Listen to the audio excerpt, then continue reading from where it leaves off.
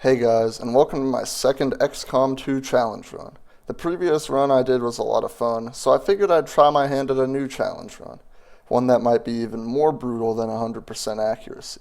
So for those who don't know, XCOM 2 War of the Chosen has these things called Sitreps, which are basically modifiers to the missions you have to do. Sitreps can make missions either easier or harder, depending on the type, but there's one specific Sitrep I'd like to focus on today. The Surgical Sitrep. The Surgical Sitrep limits your squad size to 3 soldiers on any mission that has it, and in the late game, this can be devastating. I usually avoid the Surgical Sitrep at all costs, except not this time. In this video, I'm going to attempt to beat XCOM 2 while applying the Surgical Sitrep to every single mission. Also, quick plug here, I stream my XCOM challenge runs on Twitch, so I'll leave the link to that in the description. I would really appreciate it if you checked it out and gave a follow. So with that out of the way, let's go over the rules and then we'll jump in. First rule, we're playing on veteran difficulty. I normally play on commander when I play XCOM, and I did try multiple attempts on commander difficulty, but I just couldn't do it. There was one attempt that made it somewhat far, but it ended due to me having to attack the hunter way earlier than I wanted to, since he had taken intel from my troops a few too many times. I was getting cooked on almost every mission, so the run really didn't have much of a chance even if we took out the hunter. So I'm lowering the difficulty for this one. Hopefully you guys are okay with that. Second rule is Honest Man, which means only reloading because of misclicks or glitches or anything like that. And the third rule is, no matter what mission, I am only allowed to deploy 3 soldiers to match the conditions of the Surgical Sitrep. However, there are some additional things I'd like to mention relating to this rule. On missions that provide you with additional soldiers, such as the base defense and those missions in the abandoned cities with extra soldiers you can grab, we are allowed to use those soldiers in combat for said mission. If the Surgical Sitrep was applied on those missions, you would still be able to use those extra troops, so I think it's fair game. I'm also going to allow the use of the commander's avatar on the final mission for the same reasons I listed previously. Also, on Gatecrasher you always start with 4 soldiers, so to stay in line with the run, I'm just going to send one of the soldiers away from the rest of the squad and not use them. Now let's get into the run. The main reason why I imagine this challenge will be so brutal is that I expect the game will not get easier as it progresses, which is typically what happens in a regular XCOM run. As your soldiers get more powerful and you can deploy more of them, by the end game it's pretty easy to annihilate everything standing in your way. Being limited to 3 soldiers for the entire game is going to make it extremely difficult, or maybe even impossible to take out every pod before they get a chance to hit back, which will certainly complicate things. And as the enemies get more HP, the game is just going to get harder and harder. It's also going to be difficult to get a lot of super high level soldiers, since we're taking less on every mission than we would normally. Now this does mean that the soldiers we do take on the missions will theoretically gain more XP, since each one should get more kills, but if they get tired or injured after said missions, we obviously can't use them for a while, so I think it'll still be a problem. To sum it up, we're probably cooked. However, we certainly aren't cooked for Gatecrasher. Playing on veteran means basic advent troopers have 3 HP instead of 4, so you can kinda just one-shot the first pod of troopers with a grenade, which is exactly what I do. The pod with the officer isn't terrible either. We do have to survive a round of attacks from them, but they all miss, so we can easily dispose of the officer and 1 trooper. However, there's still 1 trooper left, and what does this 1 trooper end up doing? Well, this guy decides to make the craziest play ever in falling back. Falling back to where? Bro just ran right into the middle of the squad and didn't even shoot. Honestly, I'm probably doing Advent a favor by taking this guy out. There's no way they're going to defeat us with guys like this trooper on the team. So yeah, Gatecrasher is an easy win. Time for the second mission. I'm sending in VI, our Templar, Mr. J, our Ranger, and Cotton Ball, who's a rookie. I'm a little concerned about this one, since the objective is to take out a field commander, and those can be pretty rough early game, not to mention the fact that we only have 3 soldiers instead of the 4 you'd regularly have. So let's see how it goes. Well, the first pod is a trooper and a sectoid, and they go down pretty easily. The next pod is a different case though. It's a trooper and an officer, and even though Cotton Ball makes this crazy 27% shot, we don't have the firepower to take out both enemies, so the officer survives. He then thanks us for not eliminating him by hitting J for big damage. We do take him out next turn though, and the next pod we have to deal with is the field commander himself. We use Jay's grenade to break the commander's cover, and this gives Cotton Ball the perfect opportunity to get the kill, but she misses the 69% shot. Guess she only likes hitting shots through full cover. Thanks, Cotton Ball. Also, I just want to say it's really nice being able to make jokes about missing shots. I couldn't really do that in the last run for, well, obvious reasons. Anyways, we still have VI, so Cotton Ball not being able to hit the side of a barn doesn't matter too much, and we just rend the commander into the next dimension. But when I use VI's momentum move to put her in cover, the final pod of a trooper insectoid activates. And this was the last action of our turn, so they're going to get a chance to hit us. This leads to the sectoid mind-controlling VI. Now it's our turn again, and the only way we're going to win this is if Jay can roll max damage on his slash on the sectoid. So we go for it, and he comes through for us and slices the sectoid into bits with a max damage slash. The trooper is easy pickings for the rest of the squad, and we make it out alive, giving us an engineer. This is actually our second engineer though, since our first scan reward was also an engineer, so that's pretty hype. However, it's not all great. When we got back from Gatecrasher, I actually forgot to start building a facility in the open Avenger slot, so I basically just wasted 7 days of construction time. Oopsie! I end up going with the resistance ring, since the GTS won't be too helpful, because we can't use squad size upgrades. And one of my plans for this run is to focus on covert ops that give promotion rewards, as I'm hoping this will help combat the issue of not having a large amount of really powerful soldiers. Next, let's have a look at the first Retaliation mission. And just like in the accuracy run, I'm really hoping we don't get the assassin. She can run in and daze one of our troops before we can do anything to her, and that'll leave us with just 2 soldiers to actually fight her. And I doubt that's going to end well. So with that being said, our first chosen is the Warlock. Again. Alright, he's got low profile, which is a bit of an annoying trait, but he's weak to Templars and explosives, and we have VI and Professor, our Grenadier on this mission. Told you Professor would return, and he makes his debut by missing his Overwatch shot on the Warlock Spectral Zombie. Great work, Professor. So glad you're back on the team. The regular pods on this mission are pretty easy. We take both of them out without any problems, so it's time to face off against the Warlock.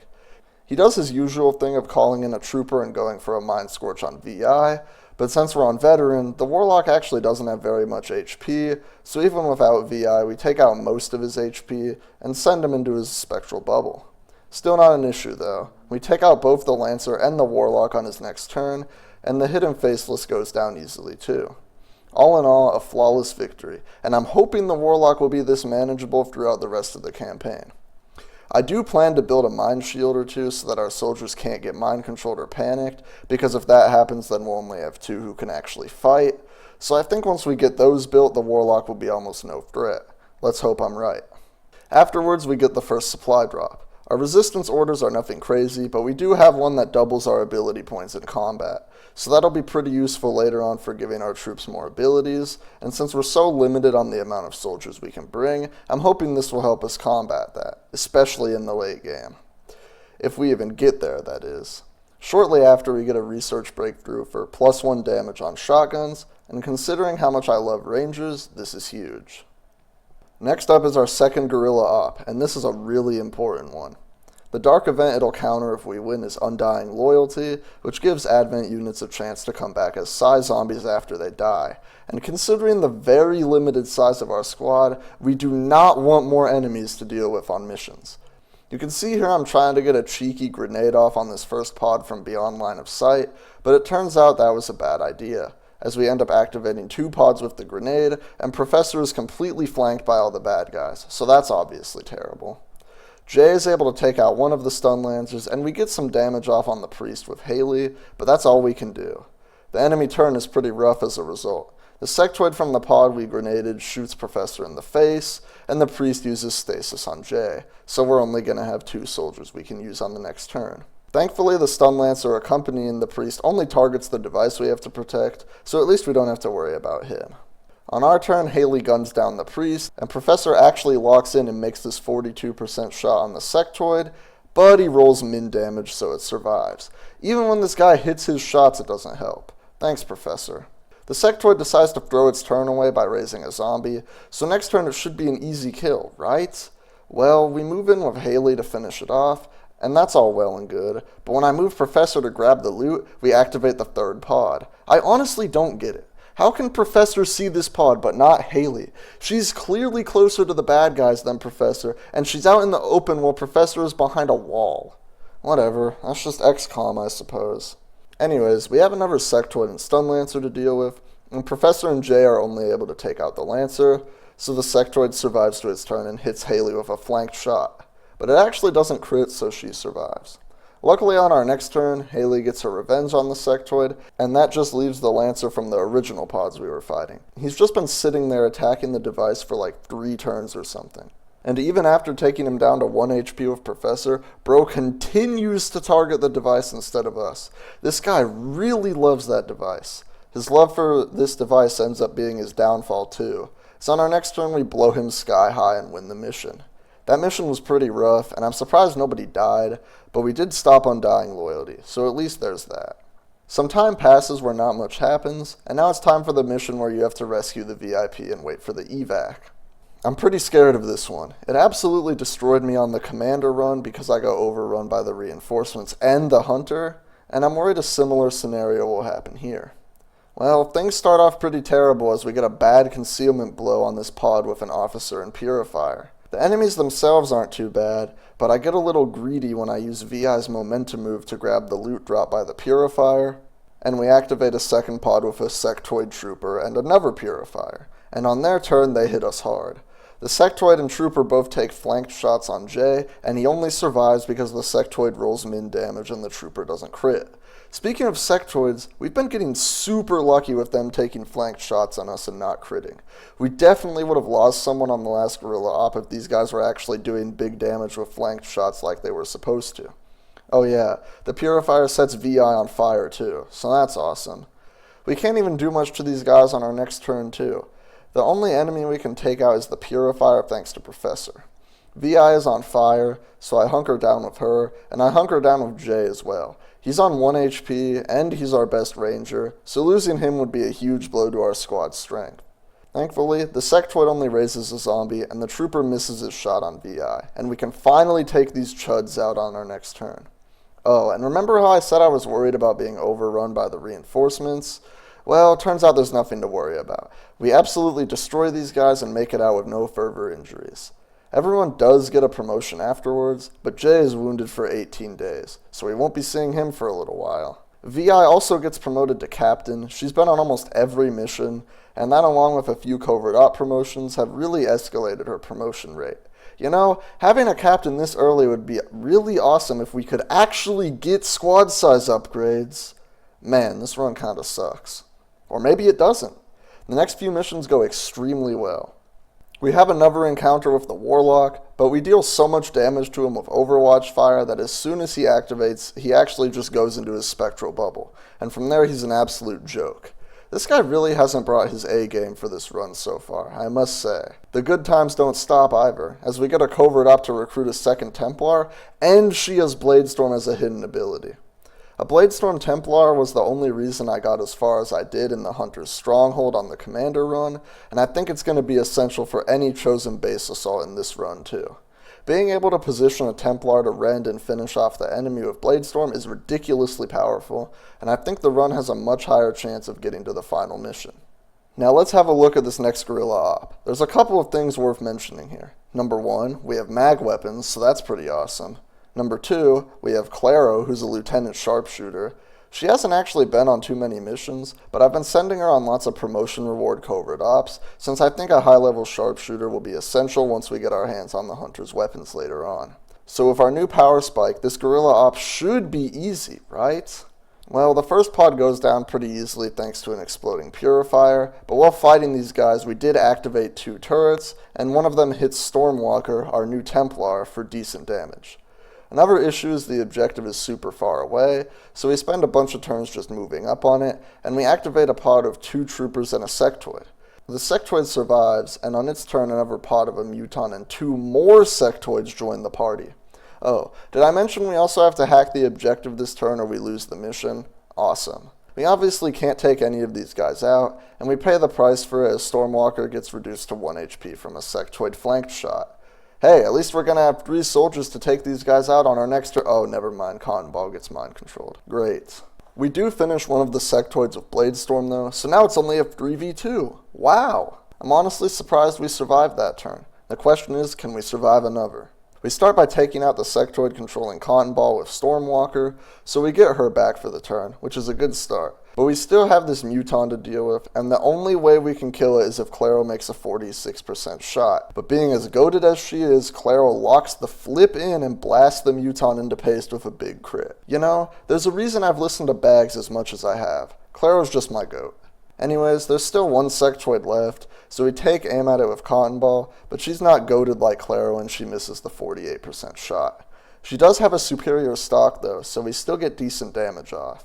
On the sectoid's turn, it moves in and then just moves back. Alright, if this sectoid bro just wants to throw its turn away like that, I'm not going to complain. A free kill is a free kill, and we win the mission. However, since Stormwalker took a bunch of damage, she's out for almost an entire month. Guess I'll have to say goodbye to Bladestorm for a bit. Right as we got it too. This game is really cruel sometimes, I tell you. Next up is another supply raid, and I think this mission is the perfect example of the difference between an easy mission and a hard mission in this run, as this mission has scenarios that display both types. Now let me explain what I mean by that. Take this first pod of a Spectre, Shield Bearer, and Stun Lancer for example. We can activate this pod on our terms, and when we can do that, we usually eliminate all or almost all of the enemies in the pod before they can attack us, and missions where every pod goes like this generally result in a flawless victory. That's the easy mission part. However, when we get a bad pod activation, we usually suffer the consequences of only having 3 soldiers in combat, and let me show you that example. So I move Shen Yi, one of our top rangers, up to this tree, and it's perfectly safe. So if I move Professor right behind Shen Yi, he won't see anything too, right? Well no, this is XCOM. Of course we're going to activate a pod like this. This is a prime example of a bad pod activation. We've moved with both Shen Yi and Professor already, and Professor's out of cover too. So do you think we're going to be able to take any of these guys out this turn? Yeah, of course we can. The officer leading the pod marks Shen Yi, the Stun Lancer hits Professor with his lance and stuns him, and the Trooper hits VI for big damage. We didn't lose anyone here, at least not yet, but once the enemies start doing more damage, situations like this could easily result in a squad wipe, and that's scary to think about. But that's for future me to worry about. For now, let's focus on dealing with this pod. Shen Yi is able to one-shot crit the Trooper, which is a good start. We can't really do much else though. Professor is still easily able to be flanked by the officer, so I have to spend his 1 action point moving to better cover, and VI can only do 5 damage to the officer, which is nowhere near enough to finish him. We can parry with her though, which does draw the officer's fire for the turn, but the Stun Lancer is still alive as well, and he hits Professor with another melee attack, this time disorienting him. This Stun Lancer really has it out for Professor. I think bro might have looked at him funny or something, cause he's just being brutal. Shen Yi can take out the officer on our next turn, which is great, but what's not great is next I make a pretty big misplay. Professor and this Lancer are next to an explosive, and I could move Professor away and detonate the explosive, but instead I just decide to take the 72% shot and hope Professor can clutch up for us. But nope, Professor decides shooting the ground is a better idea than shooting the enemy that's been trying to annihilate him for the past 2 turns, and who's also like 2 feet away from him. Guess Professor's redemption arc isn't carrying into this run so far, is it? VI can't do enough damage to take the Lancer out either, so it survives again. We get super lucky though, as this guy goes for VI, who's parried instead of Professor. If bro went for Professor, we would have lost him, so even with my crazy mistake, we still made it out without any losses. I wanted to show that mission because I'm hoping it's giving you an idea of how brutal this run can be. Like, we have mag weapons and we're still struggling with this pod of fairly basic advent units. We're gonna need another power boost soon, otherwise this campaign might end a lot earlier than I want it to. Despite the last couple of missions going pretty poorly, we actually get a lot done between that supply raid and the next mission. We research and build plated armor, and we also make contact with the skirmishers. And they've given us private channel as one of their resistance orders. This is awesome. Turn timers are a big problem in this run, as it usually takes longer to deal with pods, therefore it takes longer to move through the map and complete whatever objective we have to do, so this will be a big help. I also start researching the Advent turret breakdown to be able to build the defense matrix. I normally don't do this, but the Surgical Sitrep will apply to the base defense, and even though I'm allowing myself to use the reinforcements Bradford sends out, there's no guarantee they'll actually be good, and they take time. We don't get them all right away. So having the turrets on that mission I'm hoping will make up for the lack of firepower we'll have with our regular troops. So now that we have plated armor and private channel, let's see how this council mission goes. This one is actually our first encounter with the Hunter, and his strengths are Shogun, Revenge, and Soul Stealer, which are honestly pretty bad. But what's not bad is this guy has the Brittle weakness, so we just absolutely destroy him with a 21 damage crit from Shen Yi. Yeah, this mission was light. The good news continues, as we finish psionics research and start building the Psi Lab. I think Psi operatives are going to be essential for this run to have a chance of success, as they have extremely powerful abilities, including the ability to mind control. If we can mind control a fairly powerful enemy, it'll be a huge power boost for that mission, and I'm hoping that'll make dealing with pods with high health pools much less of a hassle. Of course, we'll also have their other super powerful abilities like Null Lance and Void Rift, so that's going to be huge. However, we don't actually have the PsyOps yet, since we need to build the facility and train them up, and in the meantime we have this Retaliation mission that'll be our first outing against the Assassin.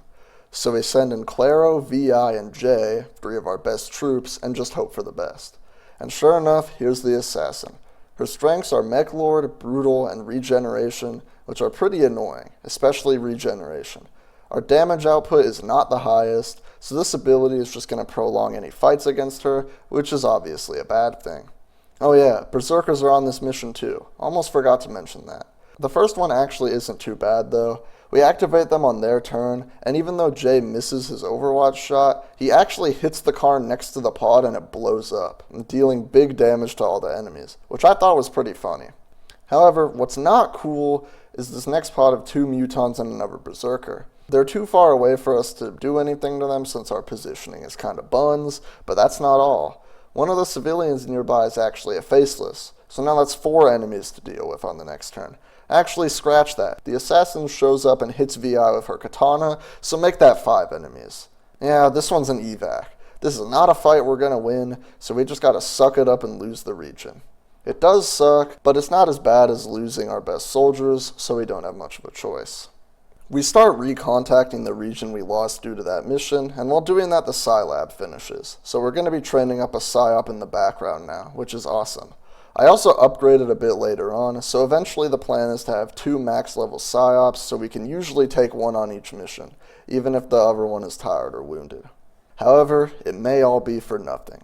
Our next mission was one of those Gather Survivors in Abandoned Cities missions, and remember how that mission went in the accuracy run? You know, the one where Professor was used as a meat shield since he couldn't get any 100% shots, the one where we lost Chill Guy? Yeah, that mission. I am not looking forward to this one. However, the map actually seems better than last time. It's one of those maps with all the huge buildings around, so I'm hoping we can camp up there for a little while and let Advent and the Lost fight each other. Except of course that's not what happens. We get a bad concealment blow when I move Shen Yi up to this window, and we activate 3 Mutons. Bad concealment blow to start this mission? This is sounding way too familiar to that other Abandoned City mission already. I don't like where this is going. But don't worry, it gets even better. I move Stormwalker to this window and we activate a second pod. This one with a 4th Muton accompanied by 2 sectoids. Oh no. We have 6 aliens activated and 2 soldiers have already moved, so we are extremely cooked. The only upside is the sectoids and one of the Mutons are pretty far away from us, so hopefully they won't get the chance to attack. I decide to use Shen Yi's run and gun to get really close to one of the Mutons, and he thankfully is able to take it out, and I just spread everyone else out to avoid a grenade. But turns out moving Shen Yi closer to that one Muton was a horrible idea. The other 2 Mutons are actually close enough to melee him, and of course they both hit, so our boy Shen Yi goes down.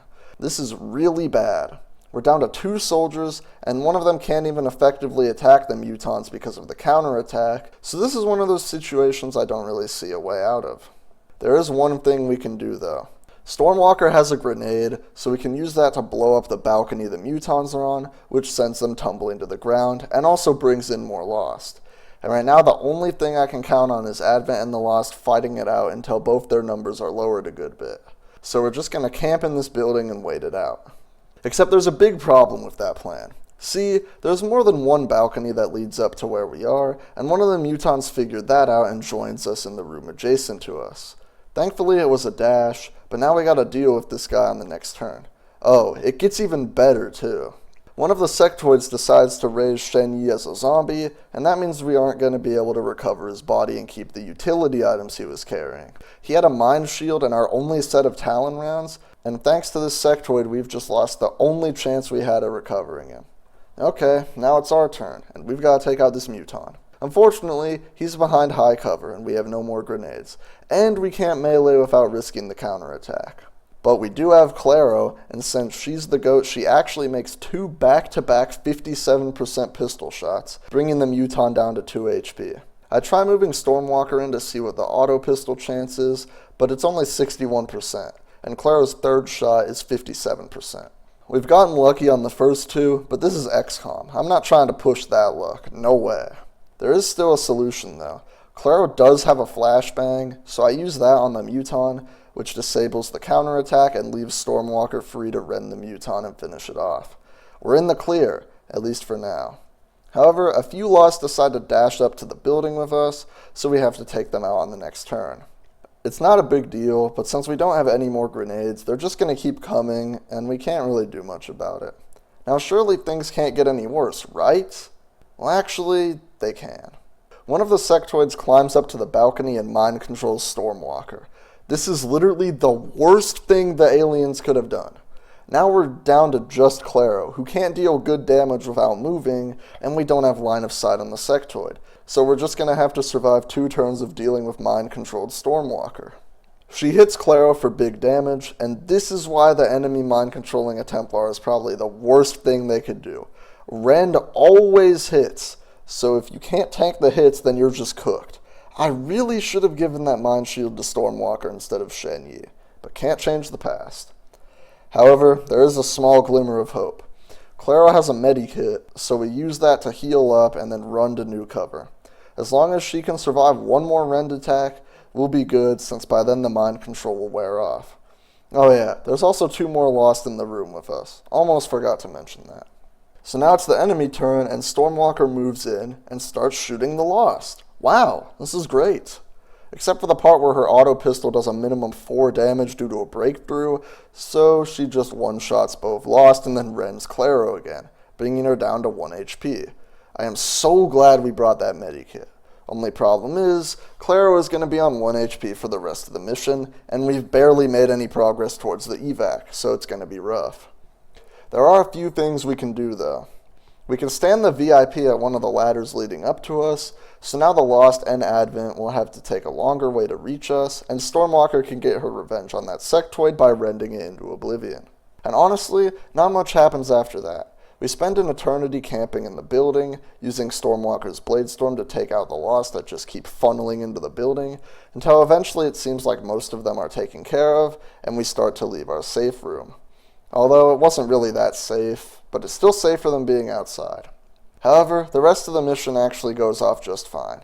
We don't encounter any more Advent pods, and we're able to grab the 2 extra soldiers, and everyone evacs out with no further issues. Well, everyone except Shen Yi, I guess. What is it with these stupid missions, bro? They were always the easiest thing ever before I started doing challenge runs, and now I get cooked on every single one I do. This might be my new least favorite mission type, I'm not gonna lie. Anyways, losing Shen Yi was actually a huge setback in regards to progressing the story. I want to hit the Warlock's base really soon so that we can do the Blacksite without him bothering us, but I want a Ranger with Untouchable first to help tank hits from the reinforcements in the Chosen's chamber. Shen Yi was a captain, which meant he was 1 promotion away from Untouchable, and our next highest leveled Ranger is Jay, who's only a lieutenant. This means we probably won't be attacking the Warlock for a while, so that's just great. Next we have a Guerrilla Op, and this one is a must-win scenario.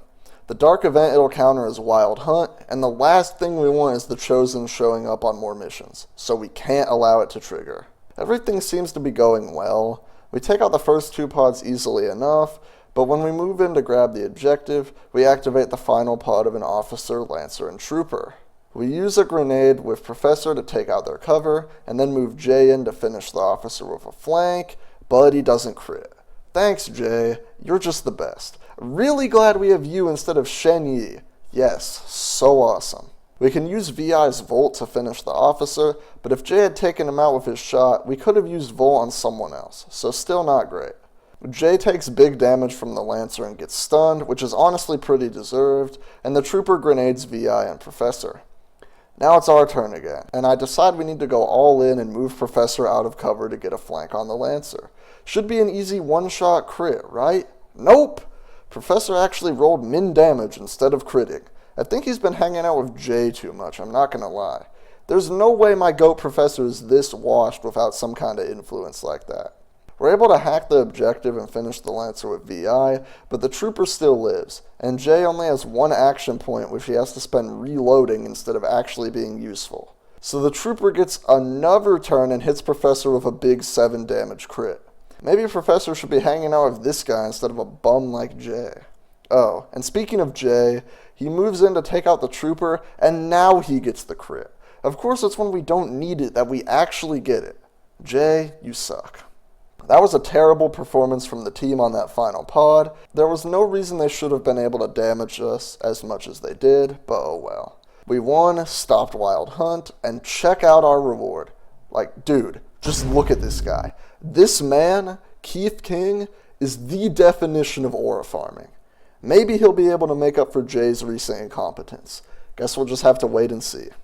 After this, however, we seem to go multiple weeks in-game without getting a new mission, which is kind of weird. We get a bunch of research done and our PsyOps are leveling up at a decent rate, which is good, but what's not good is when we get the next supply drop, the Wild Hunt Dark event is back, right after we stopped it. Great. And what's even worse is our new batch of Covert Ops have 0 promotion rewards up for grabs, so we can't even level up one of our Rangers to major rank for Untouchable. We have a couple of uneventful missions, and now it's time for another round of Guerrilla Ops, which means stopping Wild Hunt again. The team for this one is Jay, VI, and Thackboy, one of our 2 PsyOps. He's also my most active Twitch viewer, so he's pretty goated. We have powered armor by this point as well, so that's another plus. Hopefully this mission isn't too bad. It'll be fine. Trust. Okay, never mind, there's an Andromedon, we're not fine. Oh, the Warlock is here too. Double not fine. Guess he really wants Wild Hunt to activate. It means he'll be able to talk about the glory of the Elders or whatever more often, so I can see why he'd want it to trigger.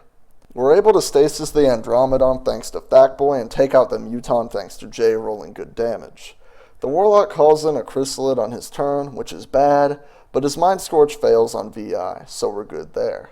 What's not good is the Andromedon is out of stasis. We actually have to deal with it now. But get this, Jay flanks the Andromedon and actually gets a crit. Bro finally locked in when it actually mattered. I want to use Thackboy's Inspire ability to let Jay shoot the Andromedon again, but I have to move him to gain line of sight. And of course doing this activates the field commander we have to eliminate and a heavy mech. I consider evacing here, but we won't be able to get everyone out until next turn, and if we did leave, the Wild Hunt Dark event will activate, which is the event we've been trying so hard to counter, so I decide we gotta fight these chuds. I stick to the original plan and use Inspire to give Jay another shot on the Andromedon, so we're able to reduce it to second form, and then I send VI in to rend the heavy mech and hopefully distract it for a turn or two. On Advent's turn, the General fires at VI, using up the parry, so then the mech proceeds to flank her, and it uses its missiles? I have no idea why it didn't use the gun there, but VI has Fortress, so I'm not going to complain. However, the Chrysalid poisons Thackboy, and I'm certainly going to complain about that. Why couldn't the Warlock have called in a Faceless or something? We could use the extra corpses for Mimic Beacons, but I guess bro isn't going to do us any favors. On our next turn, we open with a Void Rift from Thackboy on the General and Chrysalid, which gets the bug low enough where if VI rolls max damage will destroy it. But this is XCOM. Do you think we're going to roll max damage when we need it? Of course not!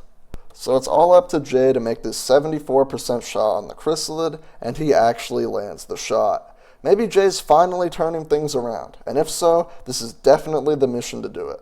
The General, however, doesn't appreciate Jay blasting his Chrysalid buddy into pieces, so he flanks him and lands big damage. and now it's the heavy mech's turn again. But this mech is kind of an idiot. It goes for missiles on VI again and hits the general in the process. This guy is really fumbling for his team here. But hey, it works for me.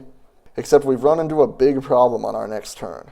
I want to move Jay next to Thackboy since he has a medikit that'll cure the chrysalid poison, but the Andromedon shell has actually surrounded him with acid. So we can't move without being burnt, which we obviously don't want. For now though, I leave that situation for later and use VI to finish off the general. So now it's just the heavy mech, the shell, and the Warlock, who hasn't been too much of a threat so far other than summoning the chrysalid.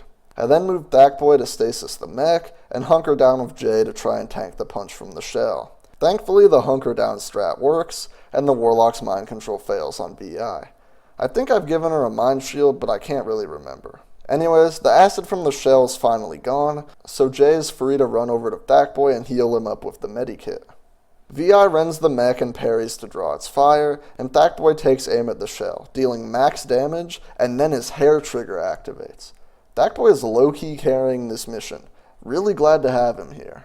Unfortunately, his second shot doesn't roll max damage, and the shell survives. Fortunately, we take no damage from the enemies, but the Warlock finally decides to lock in and Thackboy and Jay both get dazed from a Mind Scorch.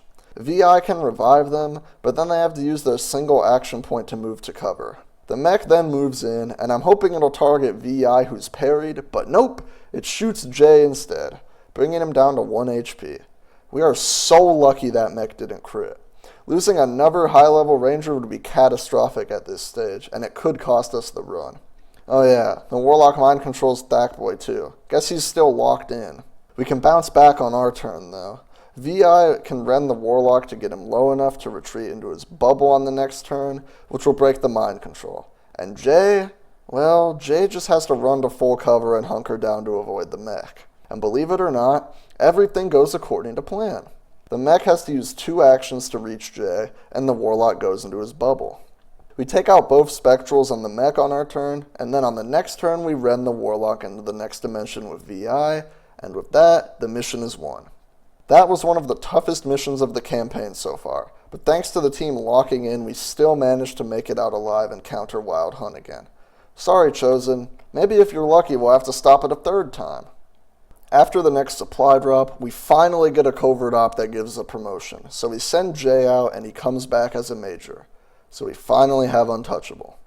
I also spent some AP to give him Implacable and Shredder, which he picked up as a hidden ability. So we're finally ready to take on the Warlock in his stronghold. Except we gotta do this supply raid first. Well, we don't actually have to do it first, since it's in the Hunter's region instead of the Warlock's. It won't make the mission any easier if we wait until after the Warlock's base to do it. But we are short on Elerium crystals, and if we win this mission, we'll get enough to build storm guns, which will be quite helpful for the Warlock. Plus, we've got a pretty solid team, so I think it won't be much of a problem. And sure enough, I'm right. I mean, check out how goated Thackboy is here. He hits a Void Rift on this pod of 3 Advent goons, and he ends up panicking all 3 of them. Their panicked shots against each other all miss, but it was still a super crazy sight. Thackboy is really locking in on these missions. There's a good chance he becomes the A-team PsyOp if he keeps it up.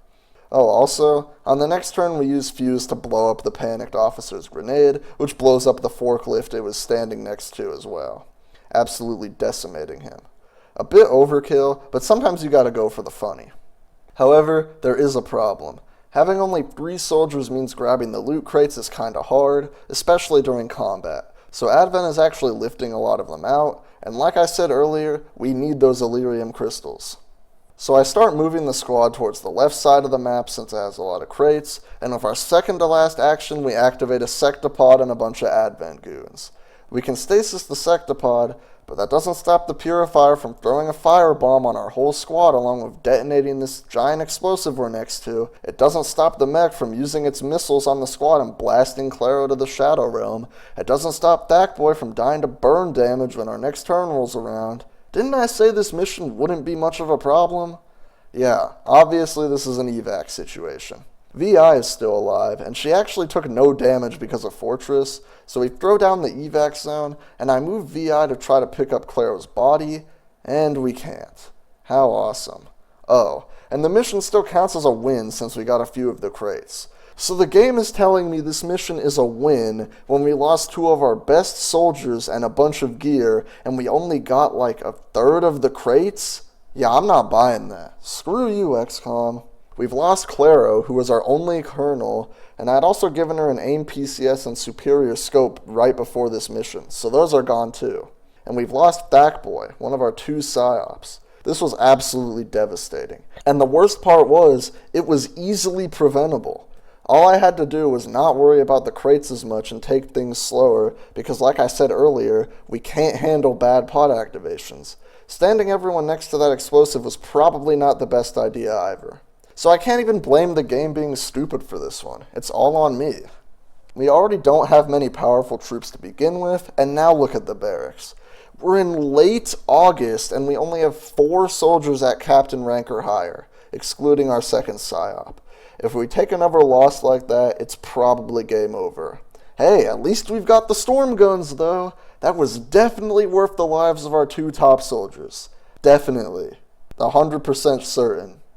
Alright, I'm done. Let's move on.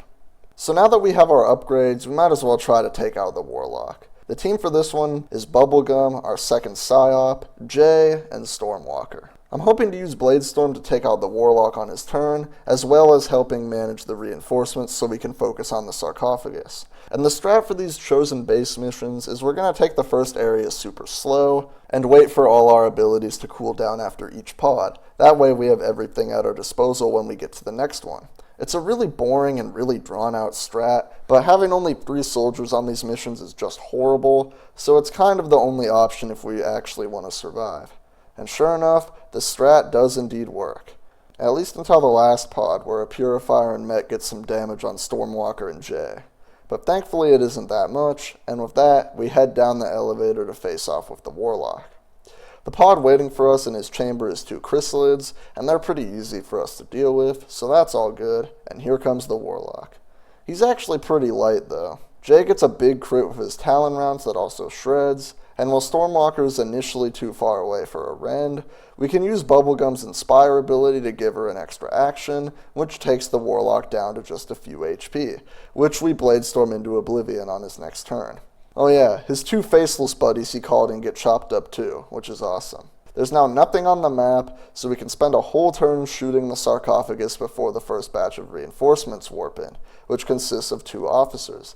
Except Bubblegum has domination, so we can actually recruit one of the officers to our side, which is just oh, never mind, she fails the 92% chance. I miss Backboy already, man. Bubblegum clearly doesn't have as much aura as he did. Anyways, since Bubblegum is a failure of a Psy operative, all we can do is use Rend on one of the officers to set up for a Bladestorm kill and shoot the sarcophagus with Jay. This leaves 1 officer alive, who marks Bubblegum and hits her for big damage, which honestly, she completely deserves. However, maybe she isn't all bad, as she also has stasis, so we can shut down the officer for the time being, and that allows both her and Jay to shoot the sarcophagus, while Stormwalker deals with the chrysalid that got called in as a reinforcement. Speaking of reinforcements, the next one is another officer. We use the Rend plus Bladestorm combo to deal with the officer that just came out of stasis, and then Bubblegum hits an Insanity on the new one, shutting it down for the turn. This allows Jay to destroy the sarcophagus just before the Warlock would have respawned on full HP, which is awesome. The Warlock does have 80% of his HP though, but a Rend takes away about half of that, and a huge shotgun crit with Jay is enough to finish off the D1 Elder's Glazer for good.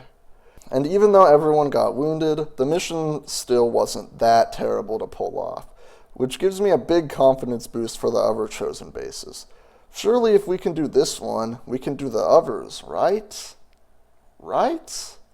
Well, we'll get there eventually. For now, we have this guerrilla op. Our top soldiers are still injured from the previous mission, so I decided to pick the op with the Horde Sitrep and send in some of our low-level troops, hoping this will be an easy win with a few promotions to go with it. Well, the Hunter has something to say about that, as he decides to drop in for a visit, and he actually activates on the same turn he arrives, since we're already kinda close to the objective, and this map is kinda small. And the situation that follows is probably the most annoying Hunter encounter I've ever had. Not only does the Hunter land a shot that causes bleeding on his first turn, he also has Soul Stealer, so he just heals all the damage that's been dealt to him already. Not to mention there's a ton of lost spawning in every few turns. Oh, and when we throw a grenade to inflict fall damage on the hunter, we actually end up dropping him into full cover, so that's just great. What's even better though, is Cotton Ball missing this 69% shot, and since the hunter has revenge, he gets to fire back at her. He does miss, but this ability is going to make taking low chance shots really annoying, and since our squad isn't very mobile and he has a grappling hook, that's not a great combo. We actually do hit a 41% shot with our ranger, but it doesn't matter too much since the hunter just moves into full cover and dazes 2 of our troops, and when we revive them, they only have 1 action point, so we can't even move to flank the hunter this turn. Obviously we can't do much, and he dazes our sharpshooter with a tranq shot. We take a shot with our ranger, but of course we miss, which causes the hunter to return fire, and of course he doesn't miss. And it's here where I decide we just need to let the hunter take the intel, because this fight isn't going to go anywhere due to Soul Stealer, and it's just a drawn out loss at this stage. Thankfully he does just grab intel instead of capture, but that was still a horribly annoying fight. The rest of the mission goes just fine, since it's just taking out Lost, and even though we won the mission, it really doesn't feel like a win. Whatever, our top soldiers have had enough time to rest up, so let's hit the Blacksite and finally make some story progress. The squad for this one is Bubblegum, Jay, and Professor, and I'm also bringing the Skulljack so we can bring in a Codex and make more story progress that way too. I could have done this much earlier, but I wanted to wait until we had blue screen rounds to do it, since that makes codexes much easier to one-shot, thus they won't clone. I'm also hoping we can find a powerful enemy, like an Andromedon, and mind control it. Having 4 units is going to be much better than 3 for a long mission like this, so we're going to have to hope we can find one to dominate. Well, sure enough, we do find an Andromedon, except it's surrounded by a pod with a second Andromedon along with another pod of Advent units nearby.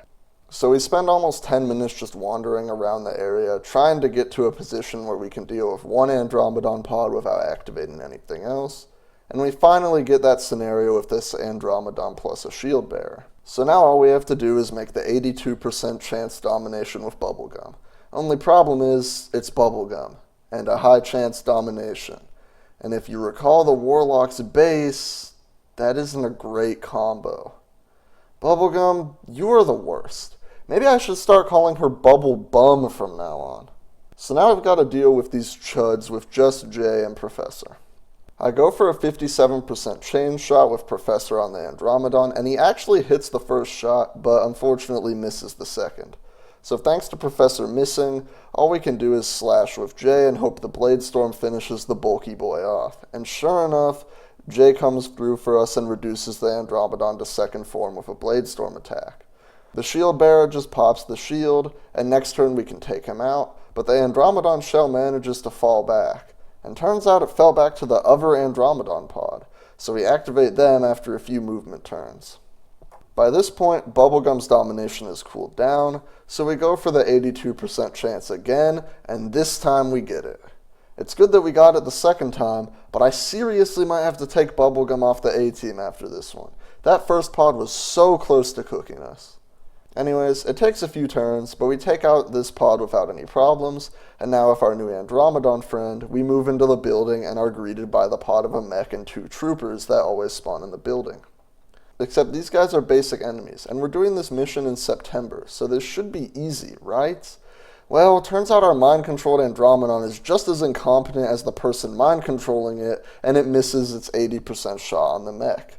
Combining that with Jay also deciding to miss his 67% shot on the mech, we can't take anything out this turn, which results in Professor and Bubblegum getting hit with missiles. The funny thing about that is, they were the 2 soldiers who couldn't even attack the mech, and of course they got targeted.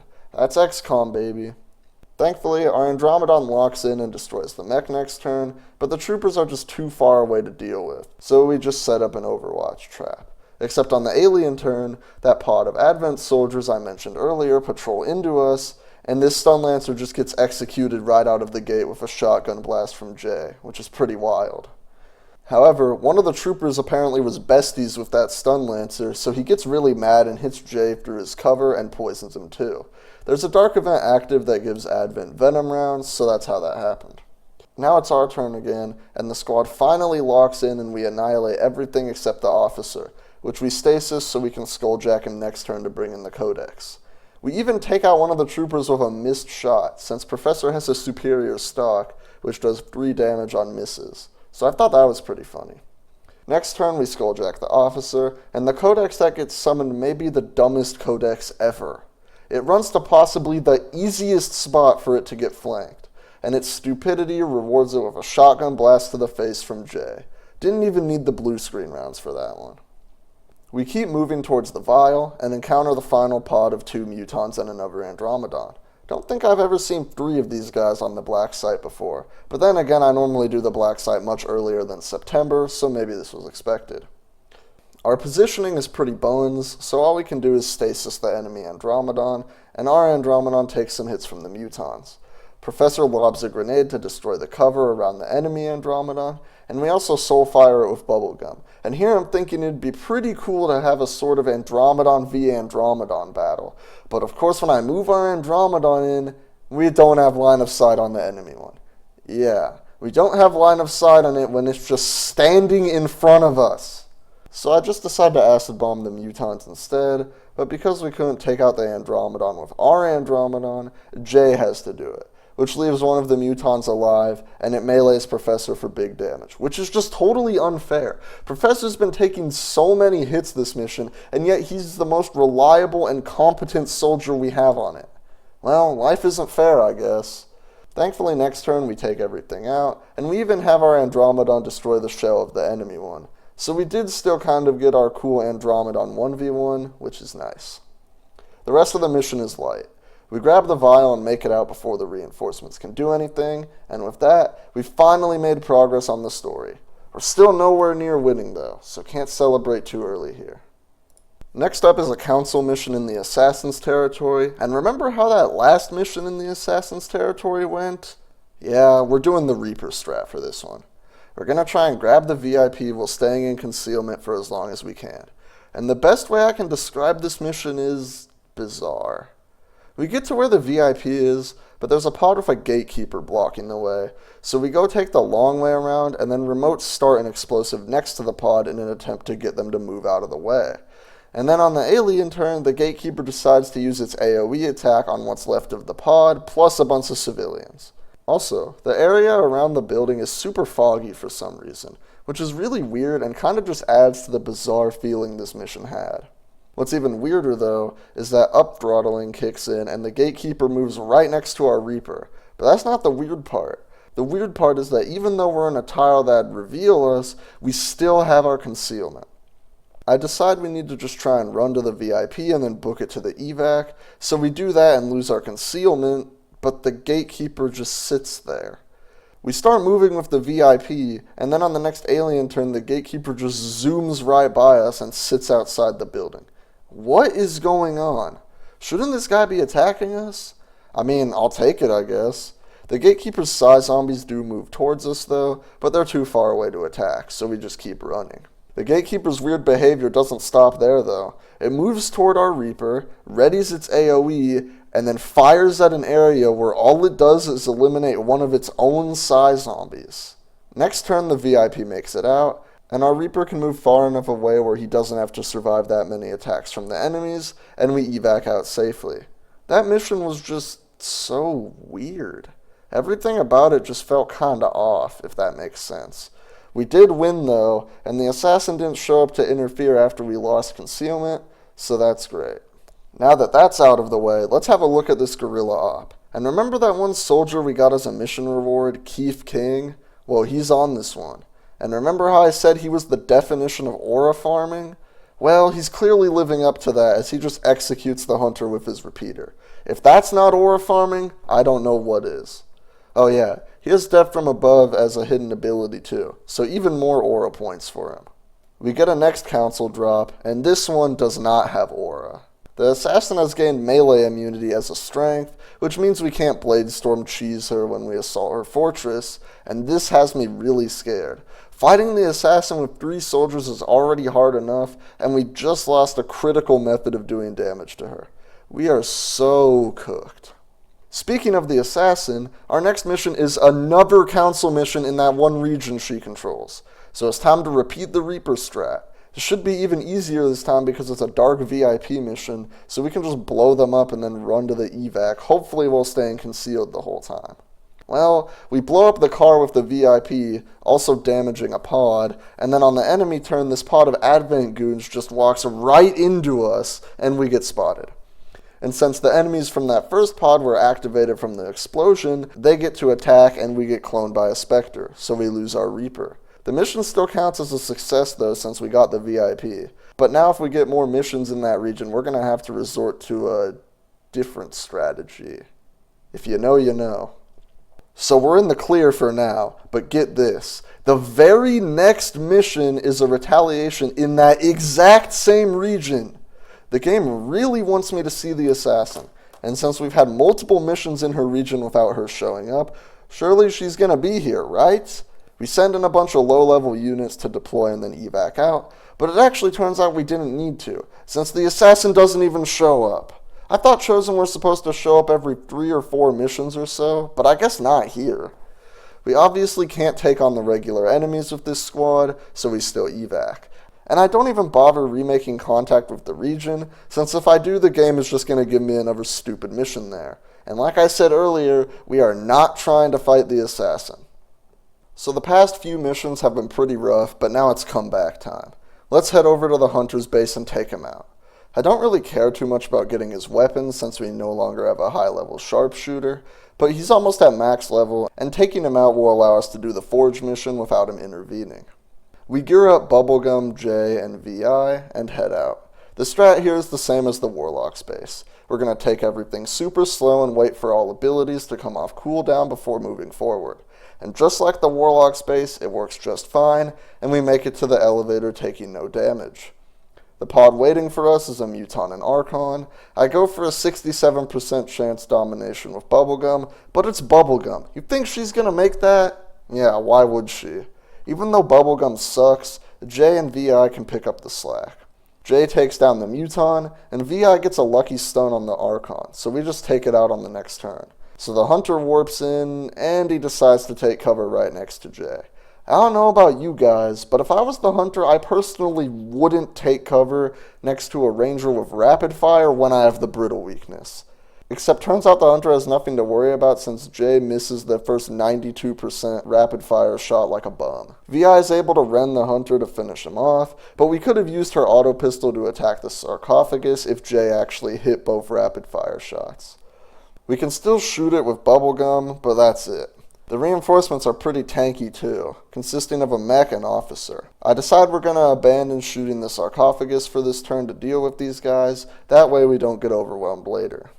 Jay and VI take out the mech, and my plan with Bubblegum is to go for the 92% domination on the officer, and of course oh wow, she actually got it! Having 4 units is going to be really helpful, so this is great.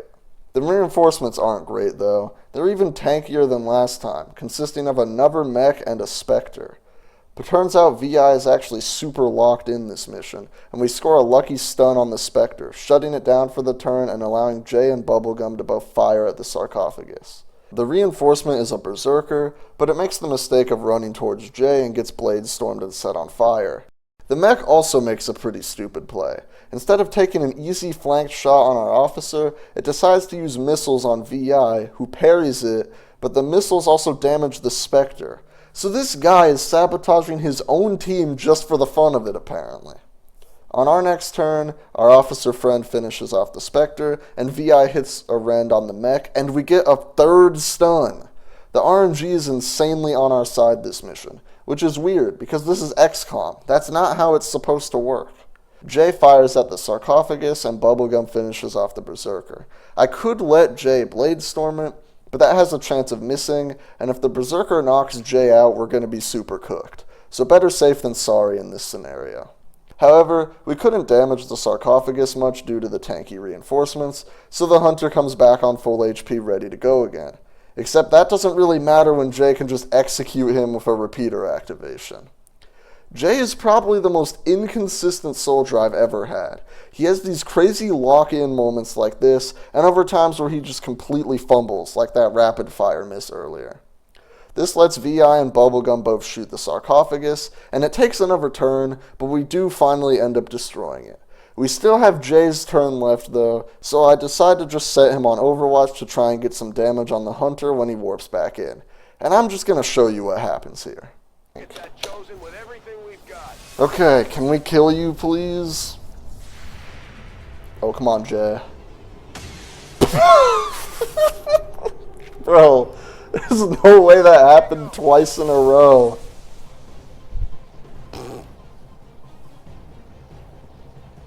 That was so funny, bro. It wasn't easy. Oh my gosh. Pull it off, Commander. If only we could. Yeah, I think Jay's redeemed himself. This one was a bit rough at times, but we managed to make it out with a flawless victory, so that's awesome. What's not awesome is this next guerrilla op, though. We get a situation where we're dealing with 2 pods at once, and the team is just not locked in here whatsoever. Like, look at this. We go for a 95% domination of Paramore Fangirl, and she fails horribly. You know what? I've changed my mind. Bubblegum is going to stay on the A team. I didn't think Psyops could get any worse than her, but I guess I'm wrong. We end up fighting this pod for what feels like an eternity, and Fangirl isn't done just yet. She hits an insanity on the trooper, which panics him, and then in his panic, he throws his grenade right into Fangirl and Stormwalker. Awesome. Just awesome. We finally make it to the objective and hack it, and then we encounter this last pod of a Sectopod and 2 Advent chuds. We take out both Advent and stasis the Sectopod, and thanks to Fangirl rolling pitiful damage on her No-Lance, we can't take out the Sectopod on our next turn. And we've used both Mimic Beacons already, so that's not an option. I go with a Rend parry combo with Stormwalker, and she has Blade Storm, so that should finish the Sectopod, and the parry should protect her from the dying explosion, right? Well, I could not have been more wrong. The Sectopod uses Lightning Field, which apparently doesn't activate Blade Storm. Even better, parry doesn't work against Lightning Field for some reason, so that's great.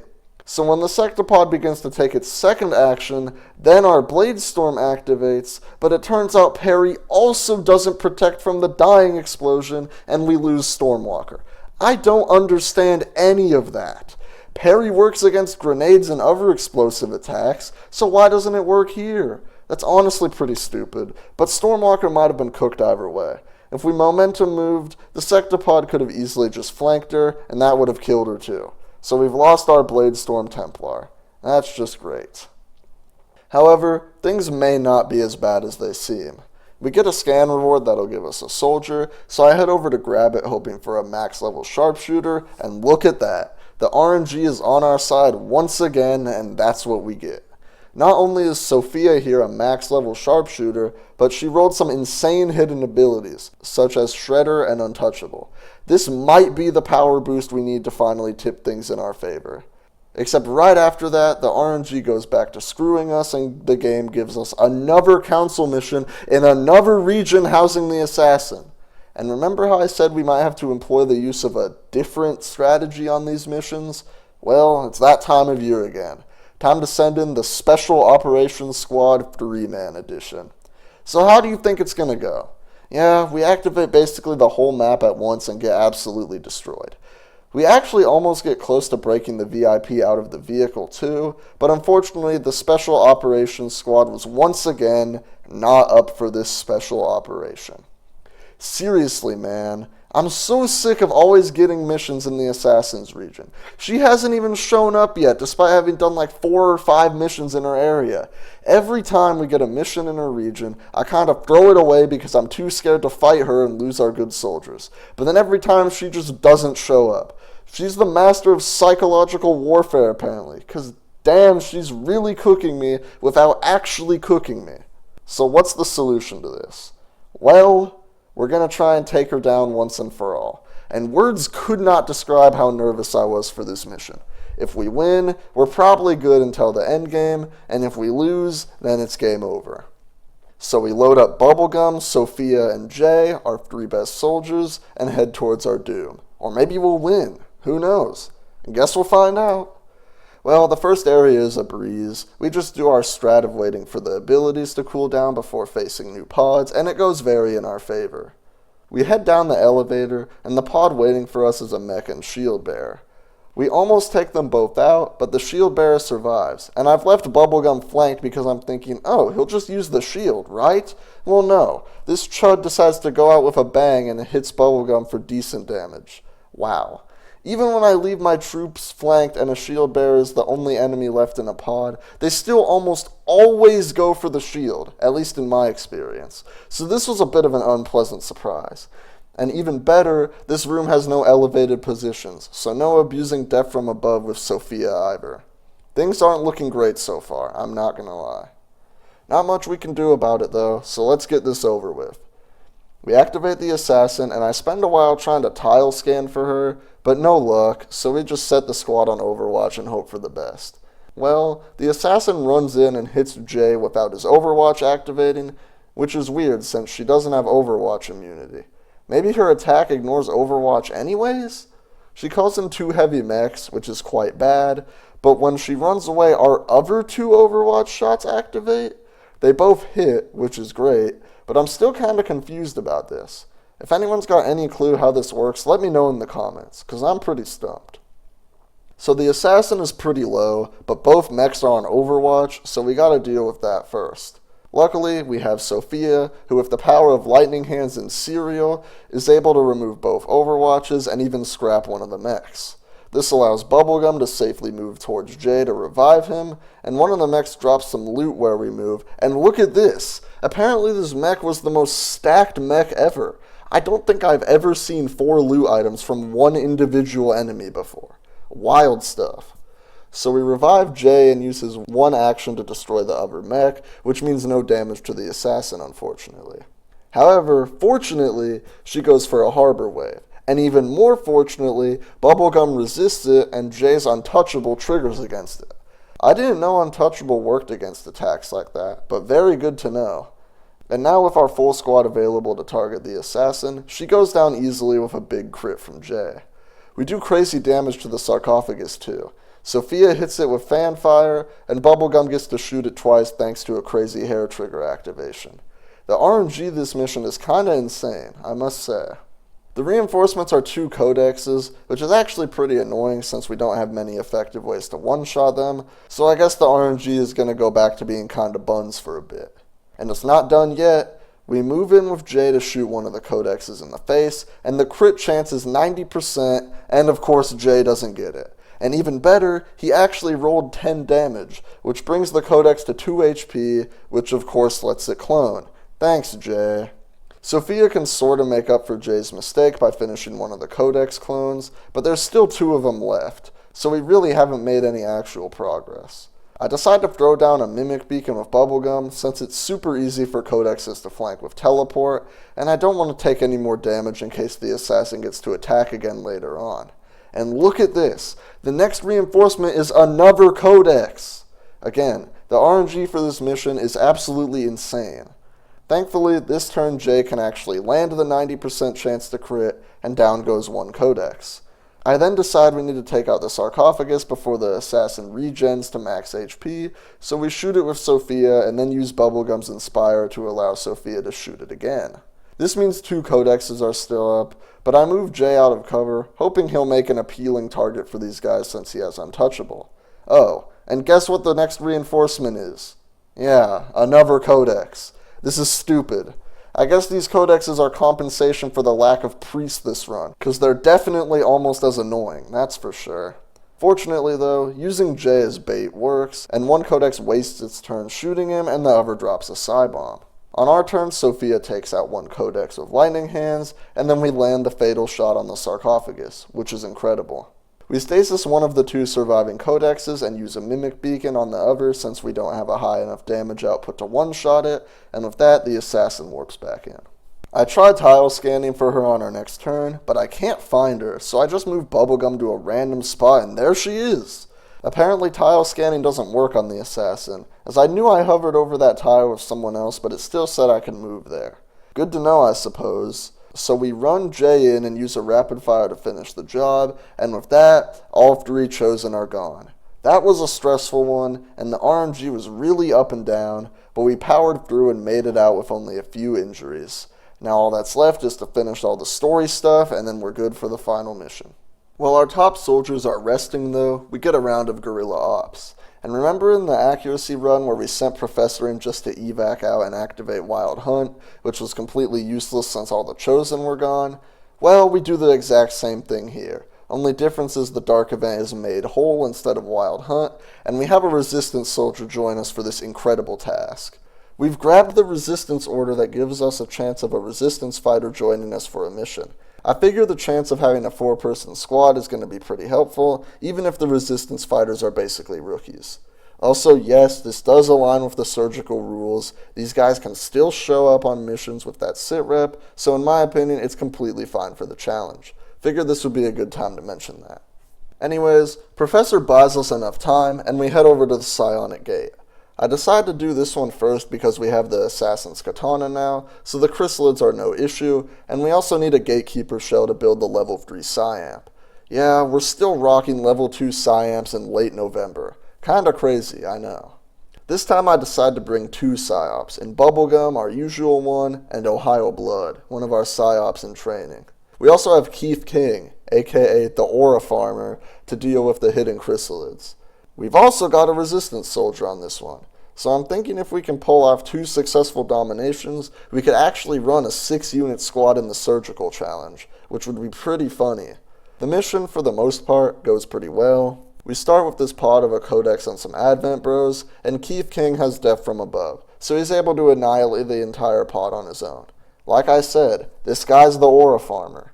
Next up is an Andromedon and 2 Vipers, and you know what we do to Andromedons in this run by now. Easy domination with Bubblegum, and then the 2 Vipers are easy pickings for the rest of the squad. Everything keeps going well until I accidentally move Ohio Blood a bit too far and we activate 2 buried chrysalids. Except the weird thing is, our Andromedon already covered that area to acid bomb another group of chrysalids, so I guess mind-controlled units don't activate buried chrysalids? I'm learning so many weird things about this game in this run. It's honestly pretty interesting. Anyways, even though there's 6 chrysalids on the map, Keith King just destroys all of them thanks to Death from Above. I will say it again, this guy is the Aura Farmer. He's definitely going to the character pool after this one. Anyways, we activate the Gatekeeper, and I decide to try the 60% domination with Ohio Blood, and he makes it! We didn't need to dominate the Gatekeeper, as there's only a couple chrysalids left on the map. I just figured trying wouldn't hurt. And then I get this crazy idea. What if we had our Andromedon and Gatekeeper duel to the death against each other? You know what? Let's do it. The Andromedon goes first, and it actually makes a crazy 45% crit on the Gatekeeper, which is quite the start. The Gatekeeper fires back for big damage, but it's burning from acid from a container it destroyed earlier, so it's losing HP fast. The Andromedon retreats behind cover and lobs an acid bomb, bringing the Gatekeeper low enough to be one-shot. But the Gatekeeper isn't having it, and hits another beam attack on the Andromedon. Now both of these guys are one-shottable, and Twitch chat and I are really excited to see how this plays out, except on the enemy turn a chrysalid tries to join the fight. I've set the squad on Overwatch to act as crowd control for the fight, but what I didn't know was that that was actually the last enemy on the map, and since there's no more enemies, the mission completes. And I was honestly pretty upset about this. I thought there was at least one more chrysalid out there, so I figured overwatching this one would be fine, but I guess not. So now we don't get to see how the fight would have ended, and we don't even get our Gatekeeper shell to build the Psyamp. So that's great. Guess that's the price you pay for trying to have fun. Speaking of fun, right after this we have the base defense. Wow! I'm honestly a little concerned for this one, but we do have 4 turrets thanks to the defense matrix, and honestly, these turrets are probably the most locked-in turrets I've ever seen. They continuously make multiple 40% shots in a row, and even when we take a 0% shot on this officer for fun, it destroys his cover, which allows us to take a 39% shot, and of course the turret lands a big crit. Absolutely crazy. So yeah, thanks to the turrets and Sophia's squad site, we destroy the Disruptor and most of the bad guys really fast, and we make it out with 0 issue. That may have been the easiest base defense I've done in any XCOM run. which is why I didn't talk about it much. And this video is getting pretty long, so we gotta wrap things up. But yeah, those turrets really carried. Good stuff. Now all that's left for us to do is skulljack a codex and the forge mission. But before we do that, we deploy on this guerrilla op. And this mission was honestly so stupid. And it wasn't even the enemies that made it stupid, other than this sectopod. We activate it and it moves right next to the device we have to hack, so I don't want to take it out because then it'll blow up the device and fail the mission. So I throw down a mimic beacon, and then I use Ohio Blood's last action for an overwatch, and I'm just going to show you what happens here. We could stasis him, but like that won't really do anything. Oh no, not overly. Oh, that's not. Uh-oh. Don't destroy the deck. The access point we were after has been destroyed. We're not getting into their network this time around. We should still secure the area and eliminate the remaining hostiles. Stress of battle is enough to get to anyone. When they You're get home, retired, we'll have to give our man. soldiers plenty of time to rest. You were retired. Get out of here, bro. No, you're done. Bye. You're retired. We don't need you anymore. You're like the worst soldier I've ever had. Ever. Honestly, placing Ohio Blood on Overwatch probably wasn't the best move, since if the sectopod moved, the Overwatch probably would have triggered when it was still too close to the objective, but that was still really annoying nonetheless. I doubt we're going to be seeing Ohio Blood for the rest of the video though, that's for sure. Alright, Forge time. We're bringing 2 psyops for this one, along with Keith King. I didn't like how we couldn't finish that fight between the Gatekeeper and Andromedon, so we're going to try and stage another one on this mission. And sure enough, we do manage to dominate these 2 Archons, so once we clear out the other enemies that came with the Archons, we're going to be good for the fight. One of our Archons does get hit though, so he might be at a slight disadvantage. Anyways, it takes a while, but we clear out the other nearby enemies, and now it's time. On the ground, we've got Jimmy the Archon, and on the truck, we've got Timothy the Archon. Who's gonna win the fight of the century? Let's find out.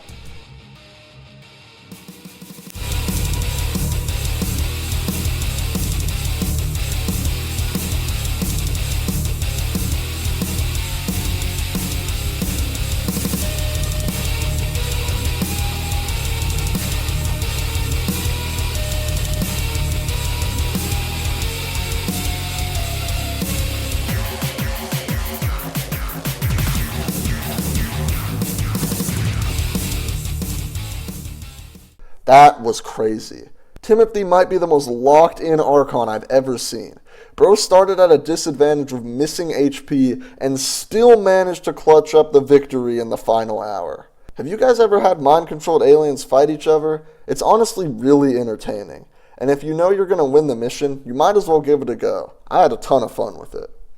Anyways, let's go finish the mission. There's one more pod in the clean room, and after taking out the 2 Archons, I decide it's time to skulljack a codex and bring in the Avatar. Except it's spawned outside the building. Great. Timothy goes outside to locate it for us, and then Keith King runs out for a 73% flank, but he misses. Extreme aura loss right there. And of course the Avatar teleports to where we can't attack it. On its turn, it goes for a mind control on Fangirl, but she actually resists it, which is great. Keith King kicks our next turn off with a slash, which we can't miss, and the Avatar is pretty low now. Now it's Timothy's time to shine. He takes a 45% shot on the Avatar, and he actually lands it. This guy is the GOAT of Archons, bro. The Archon King's got nothing on this guy. So then I decide to go for a crazy play. We could easily finish the Avatar with Bubblegum or Fangirl, but instead I decide to use both of their Inspire abilities on Timothy to give him another shot on the Avatar. It's a 45% shot, but Timothy fumbles and completely misses. So now the Avatar gets a second turn, and it opens a dimensional rift on the squad, which unfortunately takes Timothy out. That 45% miss cost him his life. And the rest of the squad took damage too, I guess. But I don't really care about that. Keith King avenges Timothy by slicing the Avatar into pieces, and then we just grab the stasis suit and evac out before the reinforcements can do anything. Rest in peace Timothy though, the true MVP of the mission. Man, that was a fun one. Probably the most fun I've ever had on the Forge mission, not gonna lie. Hopefully you guys enjoyed it too. So now we just need to finish all the story research, and while doing that, I'm also buffing up the stats of the soldiers I want to take on the final mission of Covert Ops. It's really uneventful, we're winning every mission easily now, and it's all just about passing the time. We do get that Gatekeeper shell we need from this guerrilla op, so now we've got the level 3 Psyamp. After a couple more easy missions and Covert Op buffs, it's finally time to end this campaign. The network tower I'm expecting will be fine. We normally only get 3 soldiers on it anyways, and we can also actually afford most of the intel bonuses this time around, so that's really helpful. The team for this one is Fangirl, Jay, and Professor. Yep, Professor's on this network tower mission too. Figured it'd be fitting. And guess what? I'm right. The network tower goes just fine. In fact, it goes better than fine. We absolutely decimate everything standing in our way, and thanks to one of the intel bonuses giving everyone a use of run and gun, Professor can just dash right to the objective and hack it without having to deal with the pod next to it. I figured Professor was the perfect candidate for this one. He's kind of the GOAT of the network tower mission, if you guys remember the accuracy video.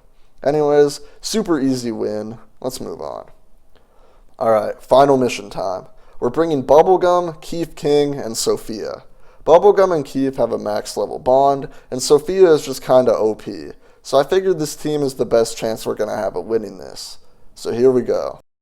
We're gonna do the ability cooldown strat we used in the Chosen bases again, and we do have the Commander's avatar as well. Like I said at the start of the video, we are allowed to use him, so that should make things a bit easier for us. Except this first pod of an Andromedon and 2 codexes is actually way more annoying to deal with than I thought. Remember how I said Sophia was pretty OP like 30 seconds ago? Well, she's not actually that OP when she rolls 10 damage on a codex, which results in a clone spawning. We can mind control Andromedon with our avatar, so we don't have to worry about that, but thanks to Sophia rolling min damage, we're only able to take out one of the clones and we have to stasis the other one. So one codex survives and drops a Psy Bomb on us. Thankfully, next turn both codexes go down, and we keep moving forward, until we stumble into this pod of a Gatekeeper and 2 Andromedons. We open with a fanfire from Sophia on the Gatekeeper, but one of the shots misses, so it survives. Except it's not too bad. Fanfire only costs 1 action point, and Sophia has run and gun as a hidden ability, so we can move to cover and we still have an action point left. We also use Lightning Hands, but due to a bad damage roll, the Gatekeeper survives on 2 HP. We use the Avatar's Dimensional Rift to hit all 3 enemies, and then Sophia can use her final action point to finish one of the Andromedons, bringing it to second form. Bubblegum then can use Stasis on the surviving Andromedon, and Keith King locks in and destroys the first shell with a crit. Next turn we finish off the pod, along with our mind-controlled Andromedon, since the mind control is going to wear off soon, so might as well just take care of it now. Also, the pods this mission are actually insane. Our next one is 4 codexes and 2 archons, because the only thing we need more in our lives is more codexes. Anyways, time for a Dimensional Rift. This does cause all 3 codexes to clone, but I'm not actually concerned about it this time, since we have Sophia, who has Serial. And she takes out all 3 codexes, their clones, and the Archon that was hit with the Rift as well. Absolutely insane. However, one of the codexes and the other Archon moved away from the rest of the pod when they activated, so they survive, but all they can do is drop a Psy Bomb on us. These guys should be pretty easy to take out, unless Sophia rolls 10 damage again and causes the codex to clone. Awesome. On the enemy turn, a pod of 4 Stun Lancers activate, and the 1 Archon left hits our avatar, but it's got regeneration, so we'll be okay. Oh yeah, on our next turn we destroy all the bad guys, so that's great. Next is a bunch of Mutons, but they don't stand a chance when Keith King has Death from Above. He can only take 3 of them out though, but Sophia can get the last one with an easy snipe. Also, we've attacked with Sophia so many times that we've used all 4 of her free reloads, which I don't think I've ever done before. Alright, last pod. This one is pretty rough. It's a Sectopod, 2 Andromedons, and 2 Mutons, but long story short, they all go down fairly easily, it just takes a few turns, and we take no damage. So let's just move on to the final chamber, shall we? We activate the first avatar in the chamber, and of course we have pretty awful positioning, so that's a great start. Bad positioning doesn't stop us from using a Dimensional Rift on the pod though, which teleports the avatar towards us. I could use Fanfire with Sophia, but I kind of forgot the avatar can teleport. Yes, right after it actually did teleport. I might be kind of silly. So I just go for a Lightning Hands to wound it a bit, so it teleports pretty far away. But Sophia can move to get line of sight on it and finish it off with a sniper shot, so it turns out my misplay wasn't actually that bad. We take out one of the Archons too, and the reinforcements are Mutons, which are okay, and Codexes, which are not okay. Why are there so many Codexes on this mission? I really should have just given everyone blue screen rounds. The Mutons and surviving Archon are kind of a joke, since Sophia can just use Death from Above on all of them, and check this out, her free reloads are back. Apparently they refreshed when you enter the final chamber, which I actually didn't know, so quite the pleasant surprise here. I send Keith King and Bubblegum over to the Codexes and throw a Mimic Beacon down so they don't teleport and flank us. The second avatar warps in, and of course it brings in some Codexes too, because why wouldn't it? The other pod of reinforcements are just faceless, which we can handle with Death from Above, so no big deal. However, what is a big deal is the second avatar is really far away, so we can't attack it this turn, which means it's likely going to get the opportunity to run in and mind control somebody, which would suck. Except this avatar decides to throw its life out the window and just runs straight for us and doesn't even take cover. I've never seen this happen before, and I was really confused. One of my friends told me that it might be because the pod hadn't activated on us yet, but the codex that moves after the avatar moves into cover, so I still don't really get it. Except I'm not going to complain, this avatar just gave us the kill for free. We run Keith King in for the rapid fire, but his second shot results in a dodge, so it survives and teleports away. But that's nothing a Null Lance can't solve, so down goes avatar number 2. So here comes avatar number 3, and of course it has more codexes. However, I expect we won't actually have to deal with them, since I think we've got this avatar kill in the bag. And sure enough, we do. Sophia hits a Fanfire on it, reducing it to a pitiful amount of HP, and then she can just snipe the avatar after it teleports. And that's it. We've beaten XCOM 2 while applying the Surgical Sitrep to every single mission. And honestly, that final mission was way easier than I thought it'd be. I figured it would be a huge struggle and we might even lose, but the reinforcements in the final chamber weren't too bad, and we got really lucky when that second avatar decided to just throw its life away by moving out of cover. But yeah, we did it. This challenge was really difficult all the way from the mid-game to the start of the late game. There was a long stretch where every mission was really difficult, and even if we got a flawless victory, it required a lot of effort and good RNG to get it. Once we killed all 3 chosen though, the game kind of just got really easy up until the final mission, and then the final mission was easy too. So honestly a really weird difficulty curve that I wasn't really expecting for this challenge, but it did make things pretty interesting. I do think I played this challenge in a pretty interesting way too, with the types of unit classes I used and stuff like that. Let me know what your optimal 3-person squad would be in the comments. I'm curious to know how you guys would approach this one. And with that, I think that's going to be it for me today. If you made it this far, thank you so much for watching, and if you enjoyed, please consider subscribing and leaving a comment. I'd really like to know what you guys thought of this one.